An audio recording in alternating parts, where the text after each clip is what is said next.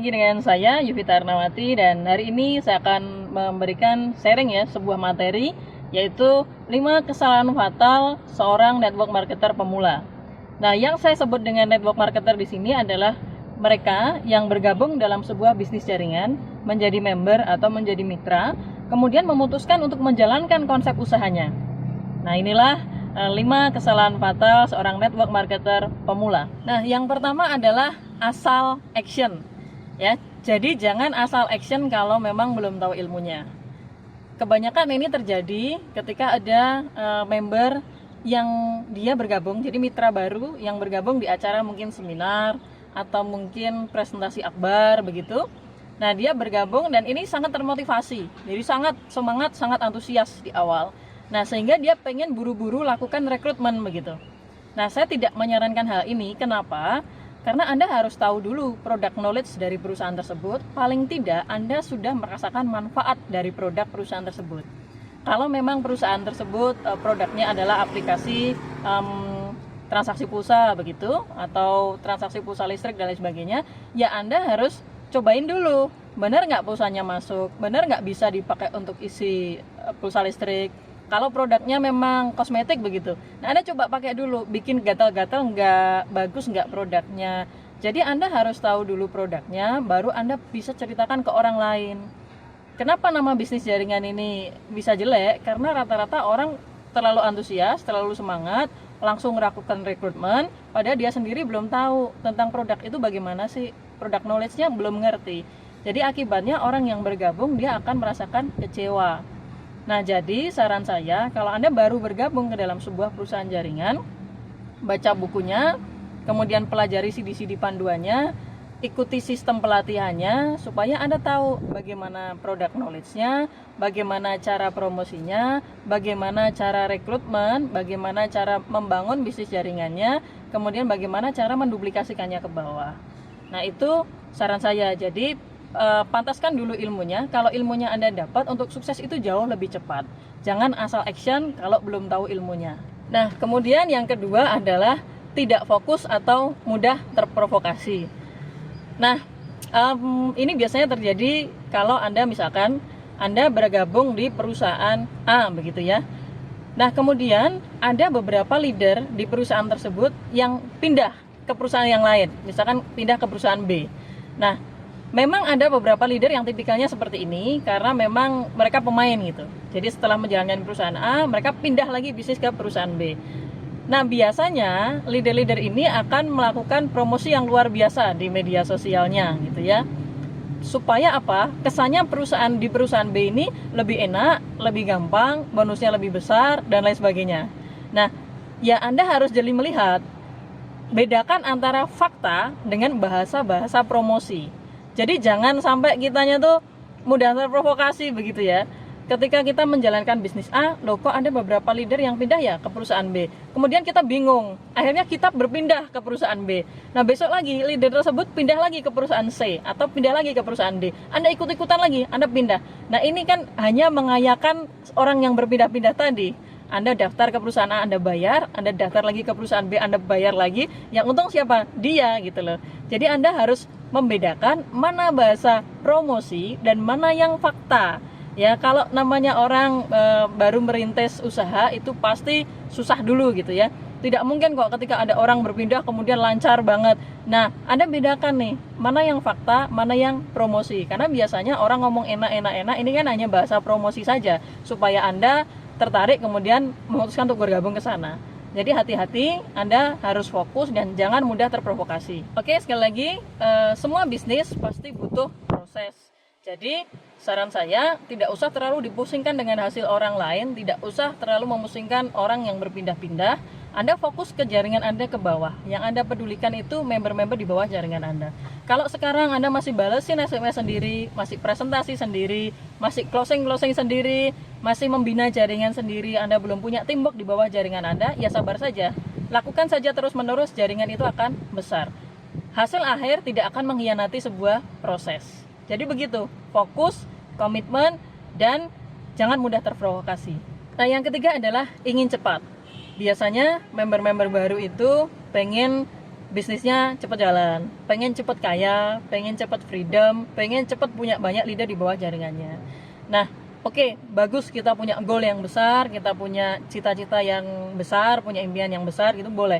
Nah, cuma semua pencapaian besar ini dimulai dari action yang kecil, cuma berkesinambungan atau terus-menerus. Jadi, kalau Anda sekarang masih tahap belajar, ya belajar saja, kemudian pantaskan dulu actionnya. Lakukan action yang kecil-kecil itu secara berkesinambungan. Presentasi 10 orang yang terima satu, oke. Lakukan terus-menerus. Dari situ Anda akan menemukan sebuah pola. Pola bagaimana cara meningkatkan rasio closing. Pola bagaimana cara menduplikasikannya ke bawah. Nah, kalau itu sudah Anda lakukan, kata motivator kan, pengulangan adalah ibu dari semua keterampilan. Kan begitu. Jadi kalau Anda lakukan action-action kecil ini secara berkesinambungan dan terus-menerus, 1-2 tahun ke depan, saya yakin Anda bisa jadi master di bisnis jaringan Anda. Nah, yang keempat adalah banyak gaya.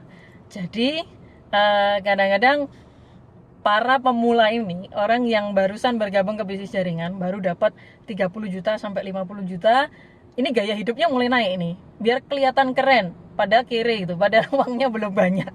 Jadi kadang-kadang baru dapat 30 juta sampai 50 juta, bingung uangnya mau dipakai apa. Kadang beli motor baru, kemudian belanja barang-barang yang branded gitu ya, yang harganya mahal, atau modifikasi mobil dan lain sebagainya. Nah, bukan gaya hidupnya yang dinaikkan, tapi kualitas kehidupannya yang seharusnya naik. Kalau memang Anda baru dapat komisi 30 sampai 50 juta, cobalah diinvestasikan lagi ke bisnisnya. Kalau di bisnis Anda punya support system, buku panduan, CD pendidikan, nah Anda gunakan untuk stok barang-barang itu.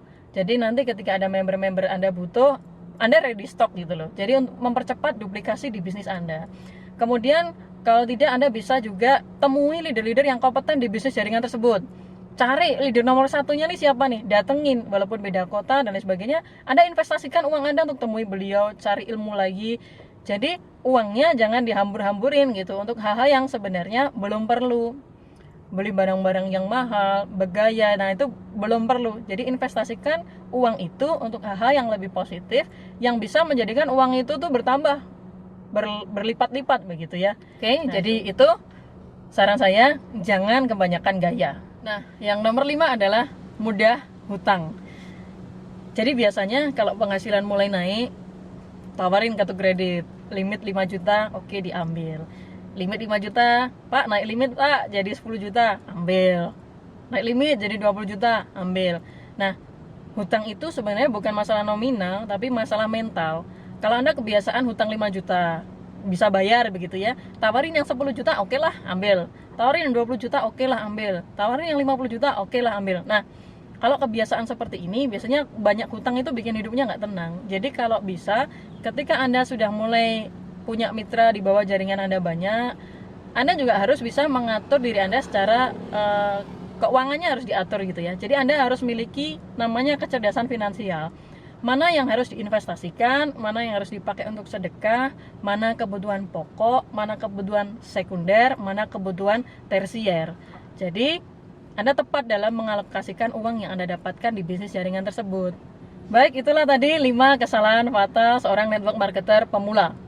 Dari 1, asal action, kemudian kedua, tidak fokus atau mudah terprovokasi, yang ketiga ingin cepat, yang keempat adalah banyak gaya, yang kelima mudah hutang. Nah, sebisa mungkin hal-hal ini Anda hindari kalau memang Anda ingin mendapatkan keuntungan yang besar dari bisnis jaringan. Dan sekali lagi, bisnis jaringan adalah bisnis yang sebenarnya sangat-sangat bagus, karena bisnis ini hanyalah sebuah sistem pemasaran yang produk itu dari perusahaan. Kalau biasanya kan dari perusahaan ke agen dulu, baru ke konsumen. Jadi ada biaya distribusi di sana dan biaya iklan.